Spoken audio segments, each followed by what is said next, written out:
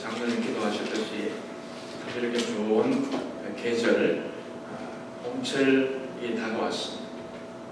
좋은 계절이 오면은 놀러 가는 그런 기가 좋다 그렇게 생각하지 말고 예배드리기 참 딱 좋은 날씨다 이런 생각해요.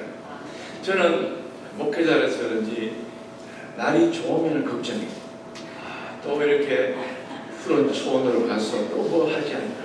비가 오면 또 비가 오는 대로 또 우리 또 어르신들 또 믿음 약한 사람 또 안 오지 않나. 공휴일이면 또 공휴일이라고 또 안 오고 평일이면 평일이라고 하고 참 이게 우리가 반대로 생각해요. 이 공휴일이니까 쉬는 날이니까 평소에는 못 가지만은 오늘은 교회 가야지 이런 마음. 비가 오니까 혹시라도 다른 분들이 빠질 수 있으니까 나라도 가야지. 항상 그렇게 마음을 먹는 여러분 되시기를 바랍니다. 인간의 삶은 선택의 연속입니다. 무엇을 선택하느냐 그게 내가 하는 거예요. 내가 매일의 삶 속에서 우리는 날마다 선택하는 행위를 반복하면서 살아갑니다. 아마 가장 많이 선택하는 것이 뭘까? 아마 뭘 먹을까? 아마 그 먹는 것 때문에 아마 매일같이 그렇게 고민하고 또 선택을 하지 않나. 특별히 주부들은 오늘은 뭘 할까? 이 봄철에 부추를 좀 부쳐가지고 된장찌개 해서 먹을까? 두부 넣어가지고 약간 매운 매운 고추, 청양고추 썰어 넣고 실고추, 빨간 실고추도 썰어 넣고 부글부글 끓여 먹으면 얼마나 좋을까? 아니면은 불고기 먹을까? 양식 먹을까? 국수살만 먹을까? 하여튼 이 사람이 매일매일 반복되는 이 선택이 바로 먹는 것이 아닌가 그렇게 생각을 합니다. 그런데 여러분 우리가 매일 선택하는 그 먹는 것 이것이 바로 건강에 큰 영향을 미친다는 것입니다. 세계적인 의학 저널인 렌시스에 실린 연구에 따르면 우리가 매일 먹는 음식이 흡연보다 더 큰 사망 원인이라는 것입니다. 전 세계에서 발생하는 사망률의 5분의 1을 먹는 것 때문에 현대병이 먹는 것 때문에 성인병을 먹는 것 때문에 뭐가 당에 올라 먹는 것 때문에 전부 먹는 것하고 관계 있는 경우가 참 많다는 것입니다. 그래서 우리가 음식을 먹을 때는 과거에 종들이 먹던 걸 먹으면 과거에 종무성들이 먹던 것 보리만 먹고 그질한 개떡 먹고 이런 거 있잖아요. 그런 게 굉장히 좋다는 거예요. 쑥떡 먹고 아주 양반들이 다 깎아 놓는 이 쌀을 먹고 이런 것보다도 거친 것, 통밀, 과일, 견과류, 씨앗류, 야채 섭취 이런 것들은 느리고요. 소금 섭취는 줄여야 한다는 것입니다. 이처럼 우리가 작게는 우리가 무엇을 먹을까 또 무엇을 입을까도 생각합니다. 이 봄철이니까 뭘 입을까? 날씨 저녁에 아침에 쌀쌀한데 옷을 어떤 컬러로 입을까? 신발은 뭐를 신을까? 날마다 이런 작게 이런 선택하는 것도 있지만은 우리가 크게 중요한 인생의 이 결정적인 것을 선택할 때가 있다는 것입니다. 만약에 이 결정적인 선택을 잘못했을 때는 만약에 다시 그것을 돌이켜서 다시 할 수만 있으면 다행이지만은 그 중요한 결정을 하고 마지막에 가서 돌아보면 이거는 전혀 돌아갈 수 없는 길로 갔을 때는 큰 낭패가 아니겠습니까? 그러므로 우리는 중요한 문제에 대해서는 신중하게 그리고 올바르게 선택을 해야 하는 것입니다. 오늘 본문에도 보니까 인생에 있어서 우리가 중요한 이 선택이 있습니다. 복과 저주 같은 이 결정적인 문제는 내가 무엇을 어떻게 선택하느냐에 따라서 마지막 결과가 달라지는 것입니다. 오늘 19절 말씀 보시면 내가 오늘 하늘과 땅을 불러 너에게 증거를 삼노라. 내가 생명과 사망과 복과 저주를 내 앞에 두었은즉 너와 내 자녀가 살기 위하여 생명을 택하고 그랬습니다. 사망과 생명이 내 앞에 있다 그랬어요. 복과 저주도 내 앞에 있기 때문에 네가 선택해라. 우리 주님 우리에게 선택권을 주신 것입니다. 그러니까 복과 저주와 생명과 사망을 선택하는 것은 바로 나라는 것입니다. 내가 복을 선택하면 복을 받게 되고 저주를 선택하면 저주를 받게 되고 생명을 선택하면 생명을 얻게 되고 사망을 선택하면 결국 내게 사망이 임하는 것입니다. 그러므로 우리는 짧은 인생길을 걸어가면서 저주가 아닌 복을 택하고 사망이 아닌 생명을 택하는 여러분 모두가 되시기를 바랍니다. 우리가 사망을 피하고 생명을 택하고 저주를 피하고 이 복을 우리가 얻기 위해서는 어떻게 해야 되는지 오늘 이 시간 세 가지로 말씀드릴 때에 잘 듣고 여러분의 것으로 삼으시기를 축복합니다. 먼저 생명과 복을 우리가 얻기 위해서, 그것을 선택하기 위해서 어떻게 되느냐? 하나님을 사랑해야 된다. 왜냐하면 선택은 내가 한다고 했죠. 선택은 내가 하지만은 그 복과 저주를 주신 분 누구예요? 하나님이시기 때문에. 하나님이 모든 것. 그래서 하나님은 생사화복, 살고 죽고 그리고 이 벌과 모든 축복을 하나님이 주관하신다 그러지 않습니다. 그래서 우리가 생사화복을 주관하시는 하나님을 사랑하는 것, 이게 바로 생명을 택하는 길이다라고 오늘 성경은 말씀하고 있습니다. 여러분, 하나님을 사랑한다. 어떻게 보면 좀 막연한 그런 그 표현이 아닙니까? 하나님을 사랑. 그럼 어떻게 하는 것이 하나님을 사랑하는 것일까요? 오늘 본문에서는 두 가지로 표현하고 있습니다. 하나님을 사랑한다는 구체적인 증거는 뭐냐? 그분의 말씀을 지켜 행하는 것입니다. 하나님 말씀을 따라 살아가는, 그게 바로 하나님을 사랑하는 사랑이다, 그 말이죠. 오늘 16절 상반절에 보면 곧 오늘 내가 명령하여 내 여호와 하나님을 사랑하고 그 모든 길로 행하며 그의 명령과 규례와 법도를 지키라. 하나님 말씀을 지키는, 그게 바로 여호와를 사랑하는 증거라고 합니다. 그리고 20절에 보니까 내 하나님 여호와를 사랑하고 그의 말씀을 청종하는 것, 그게 바로 여호와를 사랑하는 것이고, 요한복음 14장 15절에 예수님께서도 말씀하십니다. 너희가 나를 사랑하면 나의 계명을 지키리라 그러잖아요. 그렇죠? 아이가 엄마 아빠를 사랑한다 그러면은 부모의 말씀을 잘 들어야 사랑하는 거지.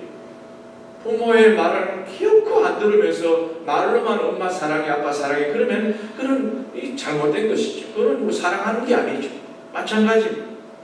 우리 하나님을 정말로 사랑하는데 우리는 주의 말씀을 따라서 지켜 행해야 할 줄로 믿습니다. 그 다음에 하나님을 사랑한다는 것은 뭐냐? 하나님이 싫어하시는 것은 안 하는 것입니다. 하나님을 기쁘시게 하는 것은 해야 되지만 하나님이 싫어하시는 것은 우리가 기억하지 않는 거예요. 그게 뭡니까? 오늘 보면 17절에 보니까 그러나 내가 만일 마음을 돌이켜 듣지 아니하고 유혹을 받아 다른 신들에게 절하고 그를 섬기면 반드시 망할 것이라 그랬잖아요. 하나님의 말씀을 듣지 않고 다른 신들에게 절하는, 다시 말하면 우상 숭배하는 죄, 이게 하나님이 싫어하시는 거기 때문에 10계명에도 1계명, 2계명이 바로 우상 숭배와 관계되는 말씀이잖아요. 나 외에 다른 신을 내게 두지 말라, 너를 위하여 우상을 만들지 말고 절하지 말라. 딱 10계명에도 첫 번째, 두 번째 못을 딱 박아놓으신, 내가 이걸 싫어한다. 그러니까 하나님을 사랑하는 사람은 그 싫어하는 것을 깊이 안 해야 된다고 말입니다. 우리가 우상 숭배한다 그러면 눈에 보이는 우상을 숭배하는 사람은 많지 않습니다. 우리 믿는 사람들 중에서도 그런 사람이 별로 없지요. 그렇지만은 내가 안 보이는 우상을 섬길 때가 많아요. 골로새서 보면 탐심이 우상 숭배는 거죠. 탐심이 우상. 우리가 뭔가를 탐하고 욕심부리고 이런 모든 것이 전부 다 하나님보다 더 사랑하는 그 모든 것이 우상 숭배. 그래서 그런 면에서 볼 때 우리는 우상 숭배를 본의 아니게 할 때가 많이 있다고 합니다. 세상에 살면서 돈이 중요하고 돈이 필요한 것이 있지만은 오늘 성경에 보니까 돈을 사랑하지 말라고 하죠. 돈은 일만하게 뿌리가 되기 때문에 돈을 사랑하지 말고 주님을 더 사랑해라. 물질을 인생의 주인으로 삼지 말고 하나님을 내 인생의 주인으로 삼아라. 그렇게 말씀하신 것을 꼭 기억하고, 내가 물질의 노예가 되지 말고 수전노가 되지 말고 하나님의 이 제자가 되어서 살아가는 그걸 우리가 되어야 할 줄로 믿습니다. 이런 재미난 이야기가 있습니다. 한 아가씨가 시집갈 나이가 되었어요. 그런데 자기를 좋다고 따라다니는 남자가 3명이나 있는 거예요. 그래서 이걸 어떻게 누구를 선택해야 되나 참 행복한 고민에 빠지다가 이러면 되겠다, 아이디어를 내었어요. 그래서 이 3명의 남자를 진짜 나를 좋아해, 나를 사랑해, 사랑한대, 좋아한대요. 나랑 결혼하고 싶다는 거예요. 그래가지고 이 3명을 불러놓고, 그러면 나랑 장거리 경주 마라톤을 하자. 마라톤을 하는데 끝까지 나를 따라와서 나를 붙잡는 사람과 내가 결혼하겠다. 아이고 뭐 좋다고 하자고, 뭐 달리기 자신 있다. 그래가지고 이제 아가씨가 달리기 전에 주머니 속에 돈을 딱 넣고 이렇게 달립니다. 아가씨가 여자분이 좀 아무래도 먼저 출발하는 거죠. 내가 먼저 갈 테니까 한 몇 분 후에 출발하라. 그래가지고 아가씨가 자기 나름대로 뛰어가는데 한참 머리가 뒤에 A라는 사람이 씩씩거려서 따라오고 있는 거예요. 곧 따라잡힐 것 같은 거예요.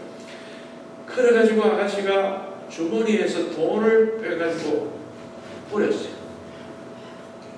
벤자민 프랭클린도 뿌리고 신사임당도 뿌리고 세종대왕도 뿌리고 막 뿌렸어요.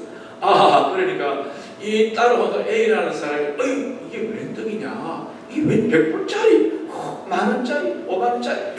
그래가지고 그걸 주느라요 정신 팔려가지고 아가씨 놓쳐버렸어요. 좀 있으니까 B라는 사람이 또 막 실시간 따라오는 거예요. 역시나 이 아가씨가 또 주머니에서 돈을 뿌렸어요. 그러니까 이 청년도 오다가 아무도 없네 그러고 돈을 막 챙기느라고 또 아가씨를 그려 버려져 버렸어요. 그런데 C라는 사람이 막 따라오는 거예요. 그래 아가씨가 자기 주머니에 있는 돈을 몽땅 다 꺼내가지고 뿌렸어요. 그런데도 이 청년은 앞만 보고 돈을 돌로 보고 그냥 따라와서 이 아가씨가 붙잡고, 그래가지고 결국은 C라는 이 청년은 이 아가씨와 행복하게 오래오래 잘 살았다는 그런 이야기가 있습니다. 여러분요, 우리가 세상을 살 때에 이런 하나님 이외에 다른 것을 마음 뺏기면은 내가 믿음 생활을 끝까지 달려갈 수 없습니다. 우리는 주님만 바라고 편대를 향하여 바울이 말한 대로 그리스도께서 위에서 부르신 부름의 상을 위하여 쫓아가야 할 줄로 믿습니다. 오늘날에 많은 사람들이 황금 만능주의에 속아가지고 돈이면 다 된다, 물질이면 다 된다라고 생각하고 그렇게 큰소리치며 살아가고 있습니다. 그런데요 여러분, 정말 중요한 것은 돈으로 못 삽니다. 사소한 거는 살 수 있어요. 그런데 정말 중요한 것들은 돈으로 해결이 전혀 안 돼요.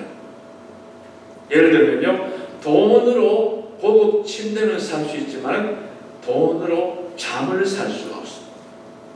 돈으로 비싼 음식을 먹고 호요식할 수 있지만은 돈으로 입맛을, 식욕을 살 수가 없는 거예요. 돈으로 쾌락을 살 수 있어요. 얼마든지 부어라 마시라 할 수 있지만은 돈으로 행복을 못 사는 거예요. 돈으로 멋진 집을, 큰 집을 지을 수 있지만은 돈으로 홈 스위트 홈, 돈으로 행복한 가정을 살 수가 없는 거예요. 돈으로 영주권, 트럼프 대통령 500만 불 투자하면 영주권 준다고 하는데 돈으로 영주권, 시민권 살 수 있어요. 그러나 돈으로 구원과 영생과 천국과 하나님은 살 수 없는 줄로 믿습니다. 돈으로 병원에 수술 받을 수 있어요. 그러나 살이 돋아나게 하는 것은 의사가 못하는 거예요. 살이 돋아나게 하는 것, 부작용이 없게 하는 것은 하나님이 소관. 수술은 의사 소관, 낫게 하는 것은 하나님 수가. 그러니까 정작 중요한 것은 돈으로 안 되잖아요. 여러분, 세상에 어떤 것보다도 만물의 주인이신 하나님을 사랑해서 그 몸의 말씀을 지키고 우상과 탐심을 멀리하는 우리 모두가 되어야 할 줄로 믿습니다. 그 다음에 두 번째로 생명과 복을 선택하려면요, 성령님의 인도하심을 따라 살아야 됩니다. 우리가 예수님 믿고 구원받아 하나님의 자녀가 되지 않습니까? 그러면 하나님의 자녀가 되는 그 순간에 놀라운 변화가 생기는데 그게 뭔지 아십니까? 그것은 바로 내 속에요, 하나님의 영이신 성령님이 내 속에 들어오셔서 나와 함께 거주하시고 살아가신다는 것입니다. 놀라운 성령님의 그 은혜와 하나님의 그 인도를 받게 된다는 것이죠.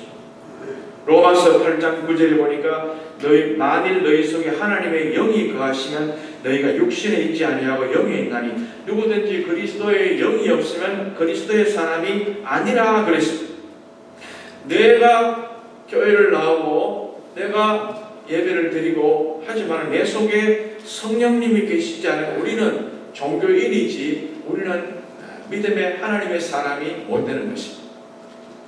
그래서 교회를 나와도 성령님과 함께 살아가는 그런 사람은 마지막 다 들림받지만은 내 속에 성령님과 함께 살지 않으면요, 무늬만 그리스도인입니다. 그러면 문제가 있는 거예요. 우리 안에 거하시는 성령님은 단순히 손님처럼 머물기를 원하시지 않습니다. 찾아오시는 목적이 분명한데 그 목적이 뭐냐? 나와 함께 더불어 먹고 마실 뿐만 아니고 나를 인도하시기 위해서, 나의 갈 길을 주장하시기 위해서, 도와주시기 위해서 이 땅에 우리 마음에 오신다는 것입니다. 그래서 요한복음 16장 13절에 진리의 성령이 오시면 그가 너희를 모든 진리 가운데로 인도하리니 그러지 않습니다. 저 여러분 지금 광야 같은 나그네 인생길을 살아가고 있습니다. 여러분, 광야는 특징이 뭐냐? 광야는 길이 없는 게 특징이에요. 광야는 거친 들판이 특징이에요. 광야는 길이 안 보이는 게 특징입니다. 그렇기 때문에 이 광야를 통과할 때는 반드시 인도자가 있어요. 반드시 가이드가 필요하듯이 이스라엘 백성들이 400년 동안 애굽에서 종살이를 하다가 하나님의 은혜로 홍해를 건너고 이 광야의 길을 나서게 되지 않습니까? 그럴 때 하나님께서 이스라엘 백성을 어떻게 인도하십니까? 구름 기둥과 불 기둥으로 인도하십니다. 낮에는 구름 기둥이 떠가지고요, 구름 기둥이 움직이면 움직인 대로 따라가면 돼요. 구름 기둥이 가다가 서면은 서서 장막을 치고 거기에 살면 되는 거예요. 그러다가도 구름이 또 떠나면 또 떠나면 되는 거예요. 이 타이밍을 우리 주님이 맞추시는 거지 내가 하는 게 아니에요. 내가 어디로 가야 될지 무엇을 해야 될지 나는 잘 몰라요. 그러나 주님께서 구름 기둥으로 인도하시잖아요. 밤이 되면 구름 기둥이 안 보일 수 있잖아요. 그리고 밤에는 또 불기둥이 또 멀겋게 떠오르면 불기둥이 다 보이니까 결국은 또 밤에는 또 불기둥 따라 움직이면 되는 거예요. 그 이스라엘 백성들 구약시대 때는 구름기둥과 불기둥이 이스라엘 인도했다면 신약시대 와서는 누가 인도하냐? 성령님이 인도하시죠. 성령님이 우리의 갈 길을 그렇게 하나하나 세밀하게 인도해 주시는 줄로 믿습니다. 왜 우리를 인도하실까요? 하나님이 사랑하시는 자녀이기 때문에 우리를 인도하시고, 자녀가 아니면 인도할 필요도 없고 인도할 이유도 없잖아요. 그런데 자녀이기 때문에 철저히 인도하셔야 됩니다. 그래서 로마서 8장 14절에 보니까 무릇 하나님의 영으로 인도함을 받는 사람은 곧 하나님의 아들이라 그러지 않습니다. 이 말을 다른 말로 하면 교회를 오래 다녔을지라도 교회 안에서 직분을 받았을지라도 하나님의 영의 인도하심을 받지 아니하는 사람은 하나님의 사람이 아니라.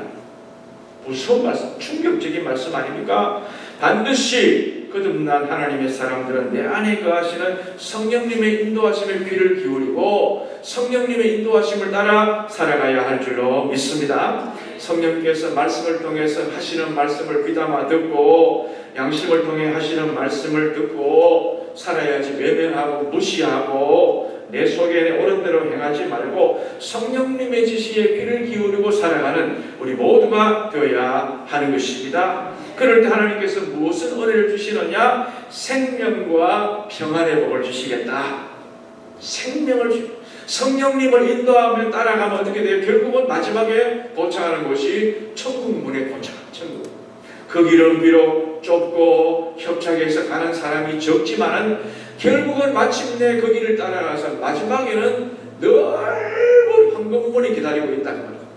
그러나 성령 인도를 받지 않고 자기 생각대로 자기 마음대로 감정대로 그렇게 살아가는 사람은 넓은 길을 가는 사람, 모든 사람이 다 너도나도 가는 그런 그 길이지만 마지막에는 지옥에 남들은 뒤에 떨어질 수밖에 없기 때문에 그렇습니다. 만약 우리가 성령 인도하심을 따라 살지 않고 육신의 소욕대로 살면 어떻게 될까요? 로마서 8장 13절에는 너희가 육신대로 살면 반드시 죽을 것이로되. 많은 사람들은요 육신의 생각대로 살아가 결코 부러워하지 마십시오. 속지 마라. 세상 허영에 마음 뺏기지 마라. 세상 것은 일장의 춘모 물거품과 같도다. 나는 예수님으로서 참 만족을 누리네. 세상 영광 다 준대도 주님과 못 바꾸네. 주님과 못 바꾸네. 그렇죠? 초가 삼간도 나는 만족하네. 값진 재물이 내겐 없지만 앞으로 내가 하늘나라에 가면 순황금 길을 거닐겠네.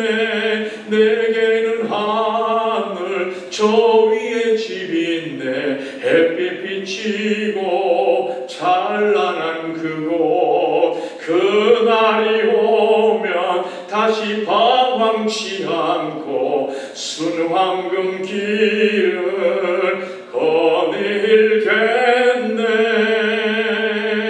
할렐루야.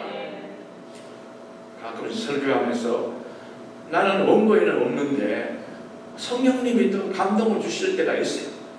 목사님 왜 설교 시간에 찬송 부르나? 그러지 말고 우리 주님이 인도하신 나를 하시는구나. 그래. 그렇잖아요.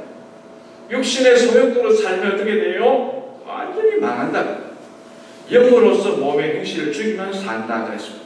그런데 우리는 많은 사람들이 예수를 믿는다고 하면서도 자기 마음대로 살아갈 때가 많습니다. 자기 하고 싶은 말 다 하고 자기 마음 생각대로 행동할 때가 많습니다. 그러나 분명한 것은 우리 속에 성령님이 계시기 때문에 하나님의 뜻을 거슬러서 그렇게 행동하게 되면요 내 마음이 편하지 않는 특징이 있어요.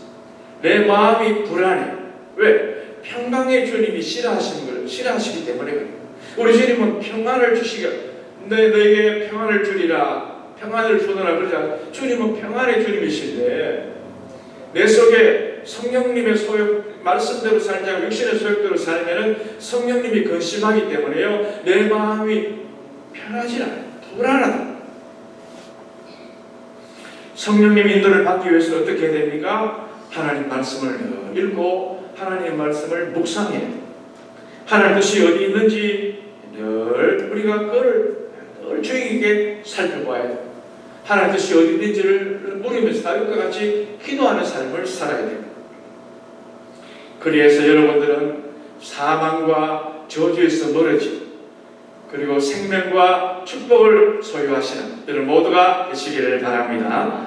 마지막으로 생명과 복을 선택하려면요 중요한 생명의 언어를 사용해요.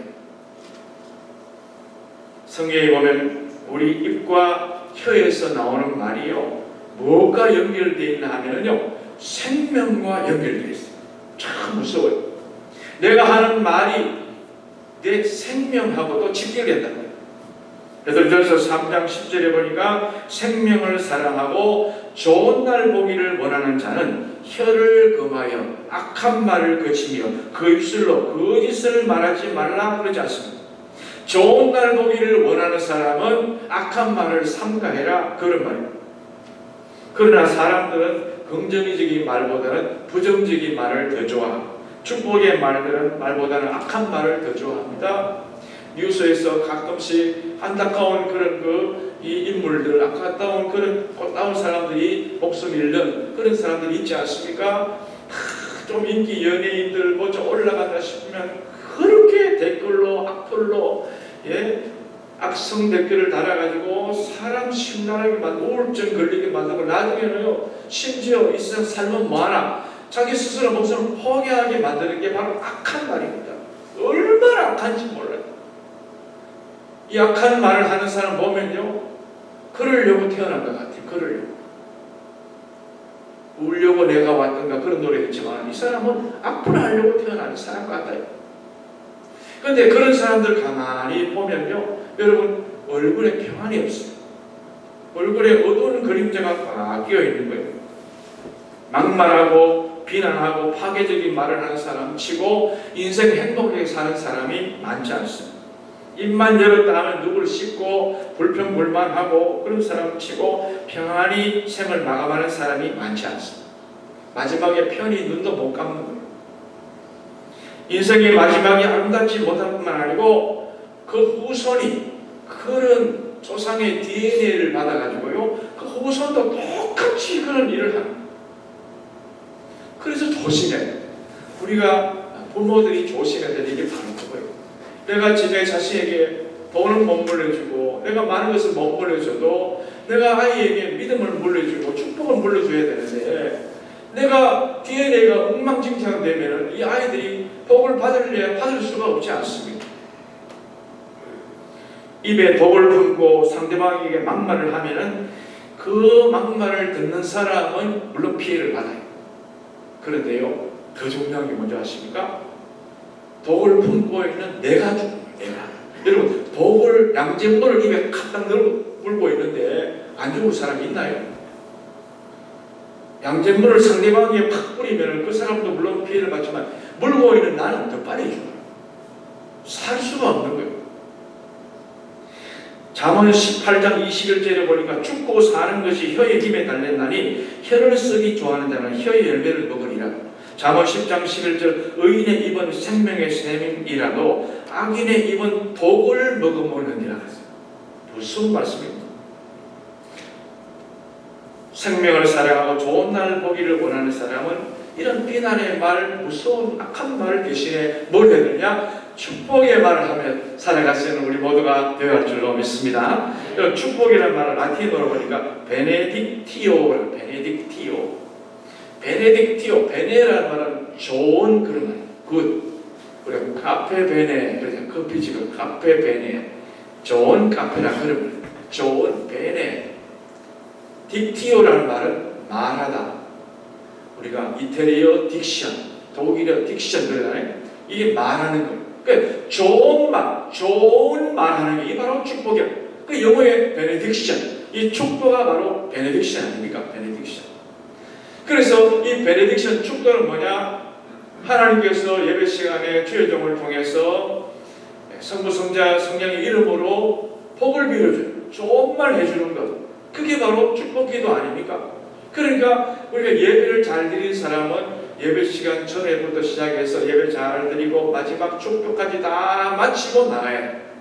축도까지 다 받고 가야 돼. 제가 미국 그 교회 우리가 거기서 더불어 살 때 보니까 한국 아이하고 미국 부모하고 이 한국 부모가 차이가 뭐냐? 한국 부모는 이따가 애들이 막 시끌시끌하면 나가. 근데 미국 부모들은요 나가 있다가도 축도 시간 되면 데리고 돌아요. 축도 받고 가는 축도. 여러분요 축복에도 얼마나 중요한지 몰라요. 물론 급해서 뭐 맡은 게 있어서 먼저 나갈 수도 있지만 그게 습관이 되면 안 돼요. 계속 끝까지 자리 지키고 축도를 다 받고 그 다음에 뭐 해야 되느냐? 마지막에 반주자가 호주를 해요. 포스트 루더죠. 후주를 연주할 때에 또 오늘 들었던 말씀을 다 묵상하면서 이 세상에 나가라고 딴딴딴딴 해주는 거예요. 그래서 힘을 주는 게 바로 후주입니다. 전주와 후주, 간주 이게 전부 의미가 있는 거예요. 우리가 이 축복기도, 축복의 말을 해요. 그래서 교회에 나오시면은 항상 여러분들은 야 오늘 흠잡을 게 뭐 있나 이거 쳐다보지 말고 항상 보면은 저 사람 칭찬할 게 뭐 있냐, 저 사람 오늘 축복해 줄 말이 뭐냐 그런 생각이에요. 하여튼 하루에 오셔가지고 5번, 5마디 이상을 좋은 말만 하고 좋은 말만. 그게 결국은 다 4개 쌓이는 거예요. 4개. 여러분 잘 아시는 레나 마리아라는 여자 있잖아요. 레나 마리아. 이 레나 마리아는 1968년 9월 28일 스웨덴 스톡홀름에서 태어났습니다. 그런데 태어날 때 심한 신체적인 장애를 가지고 태어났죠. 사람이 태어났는데요, 팔이 없어요. 양팔이 없는 거예요.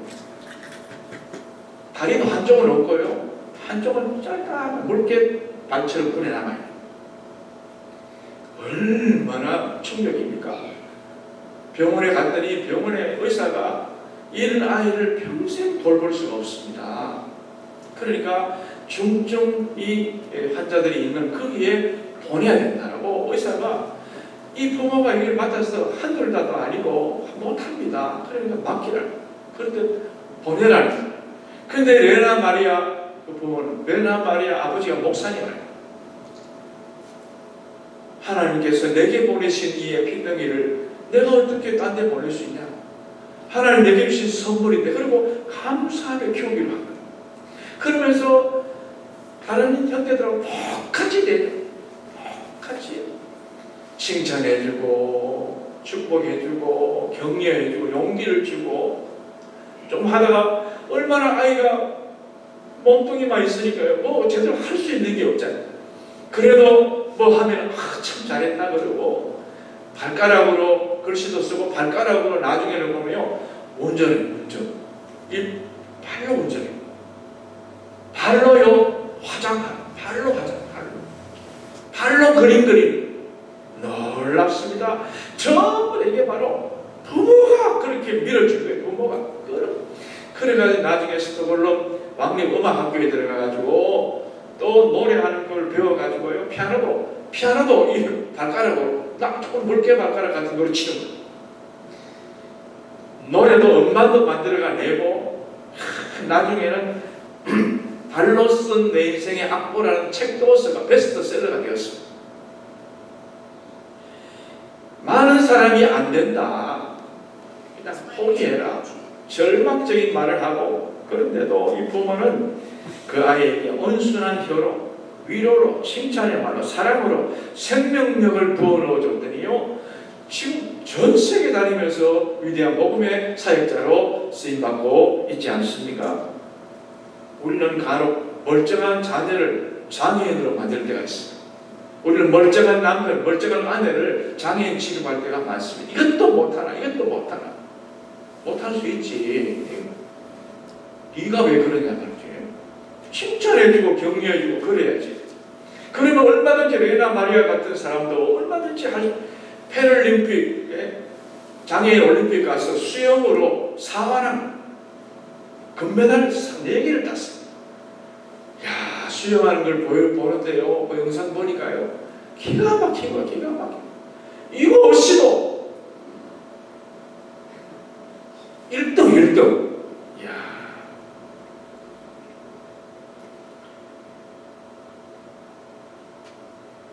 하나님의 사랑은 우리는 악한 말이 아닌 생명의 말, 긍정의 말, 사랑의 말을 사용해서 가정도 살리고 자녀도 살리고 교회도 살리고 이웃도 살리는 우리 모두가 되시기를 바랍니다. 여러분, 인생은 선택입니다. 뭘 선택해야 됩니까? 생명을 선택해요. 생명을 선택하려면 하나님을 사랑해요. 하나님을 사랑한다는 말이 뭐냐? 말씀을 지켜 행하고요, 하나님 싫어하는 걸 멀리하는 게 하나님 사랑하는 것입니다. 그리고요, 성령님의 인도하심을 받아 따라 살아가는 것이고, 평상시에 생명의 은혜를 사용해서 많은 사람을 살리는 것, 이게 바로 축복된 인생임을 꼭 기억하시고 오늘 주신 이 말씀 꼭 마음에 새기고 여러분 일생 동안 어떤 말을 할지라도 그런 뼈있는 말, 그런 악한 말보다는 항상 부들부들한 말, 사람을 살리는 그런 말을 하면서 이 땅을 승리하며 살아갈 수 있기를 간절히 축원합니다. 하나님 감사드립니다. 우리가 세상에 살면서 많은 것을 선택하며 살아가지만 때때로 부정적인 것을 좋아하고 또 악한 것을 좋아할 때가 많습니다만은 우리는 이런 사망과 저주가 아닌 생명과 축복을 선택할 수 있도록 인도하여 주시옵소서. 하나님의 자녀답게 믿음으로 말씀으로 아름다운 오늘을 사용하면서 많은 사람에게 용기를 주고 힘을 주고 많은 사람의 사랑을 끼칠 수 있는 저희 모두가 될 수 있도록 축복하여 주시옵소서. 예수님 이름으로 기도합니다. 아멘.